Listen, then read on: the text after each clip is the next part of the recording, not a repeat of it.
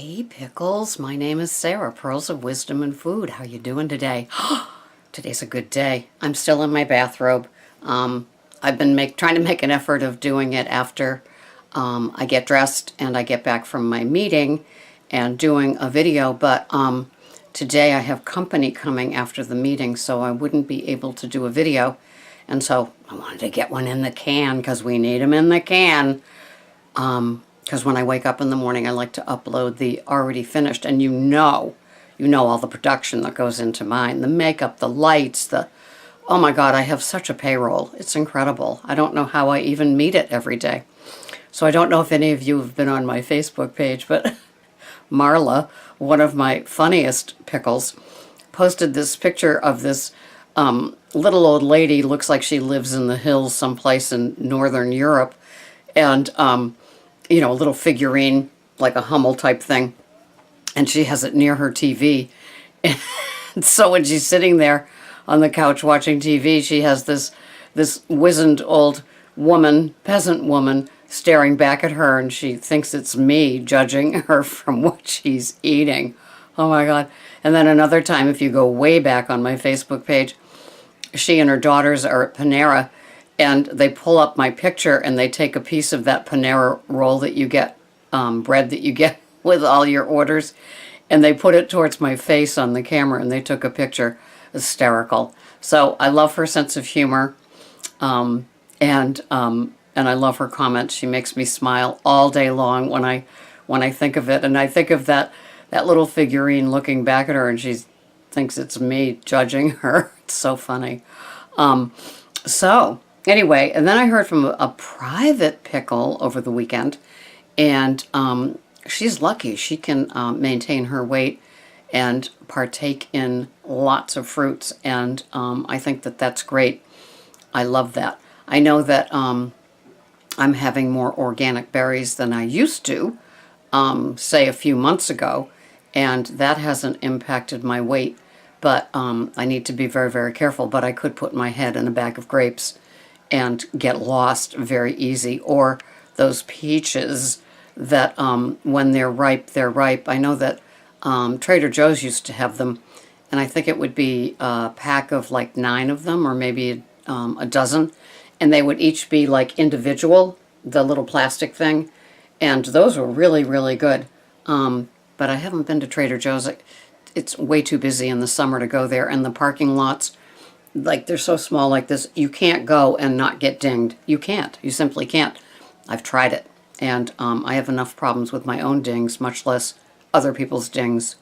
And there's a Starbucks there, and I don't know if you've ever I don't know if you've ever been places where there's a Starbucks or a Dunkin' Donuts, but they're like drug addicts going to meet their dealer as they go in. It's like they're going to mow down anything in their way, whether it's in the car or as they grab their pocketbook and they head in the door. It's like, this is it. I am heading to... And then after it, there's a certain place when I pull out a Stop and Shop or BJ's where people are coming out of Dunkin' Donuts, and they have this, I just met my dealer and shot up in the car look on their face, because they're holding on to their beverage of choice, their drug of choice. It's just kind of funny. So anyway, back to our way of eating. Oh, I love our way of eating, and I love my Instant Pot. And yesterday, just as a sampling of what went on for my food plan, I had leftover Fathead pizza, which was great. So I had a Fiesta plate, the little bread and butter one that's like 7.5 inches, and I had that, and I had maybe the equivalent of like 3/4 of a slice of pizzeria pizza, you know, total. And then I had butternut squash that I made in the Instant Pot. I had tomato soup that is so divine, made in the Instant Pot. And I had artichokes that I steamed in the Instant Pot. And I'm telling you, it was the best, most fun dinner. It was totally eclectic, kind of like, well, sometimes I do a Friday leftover type of meal, but the tomato soup was fresh and the artichokes were done yesterday. But it was so delicious, and kind of, well, regular high fat for me, which is kind of what I do, but a lot of veggies, which I do at the end of the day. and we ate at 3, and I wasn't jonesing until I went to bed for the next or the next. And that's what I love about the low-carb, high-fat food plan, is that the fats are satisfying. And I think that aids in any triggering or craving that I could have for nighttime eating. And I white-knuckled the withdrawal from nighttime eating probably 12 years ago. I remember the house I was living in. And the first rule was that there was no food in the bedroom, because the house before that, I allowed food in the bedroom. So I would take my num-num into bed and have the TV on, and I could still do that. That was still allowed. And so when I moved into the next house, it was not allowed. And so if I was going to have that num-num, it was in front of the TV, and that was it. And then I worked on not having the num-num 9 nights a week. That was kind of white knuckling. It was a withdrawal like heroin, because that pleasure part of my brain was used to having a num-num after the dinner, and that was the bad habit, and part of the nighttime eating, and then giving it up or restricting it to a few nights a week, thinking I would have control. And then it only took 2 years from thinking I had control of the sugar dessert after dinner to totally binging on it to the point where I had to give it up. And yesterday we went to the scene of the crime where I used to buy my 2 full-size cakes to last me the week of binging all by myself. And I don't even see them in the store anymore, which is really kind of interesting. And it's kind of funny because abutting the bakery are the veggies, and that's where I begin to salivate. So while Greg's, making his decisions on bakery items, because he can, I'm sitting there saying, I hope they have some neat stuff in organics. And then sometimes I buy things that aren't organic because they don't have the option. And then after that, it's the meat section and other places. So it's kind of fun. So I'm loving my low-carb, high-fat keto plan, and I think that the healthy fats in the evening meal and the volume of the veggies that I have help a lot with any nighttime cravings or triggers. And so I'm satiated when I put down my fork after my sugar-free meal. And I'm okay the rest of the night. I immediately have a glass of lemon water after my dinner with a magnesium pill and a supplement. And so that's it. That's a wrap. And I've told some of you that with the nighttime eating, sometimes I've flossed and brushed as I learned to go without, because once I flossed and brushed, that was a wrap. No more food. And so it was these sort of little tricks that I did to myself that made the kitchen and any sugar and any nighttime eatings off limit. And so it's worked for a number of years for me. And I don't know if you've tried to get rid of the nighttime sugar craving, eating, sort of trough feeding in front of the TV kind of deal, but I do know that I had to replace my unhealthy habits with healthy habits. And I guess that was the flossing and brushing, and that was it. And then, well, also first the no food in the bedroom, and then no putting off the sugar item after dinner. It was like followed right after, like no break in between. I went from the fork to the spoon or the little fork for the cake.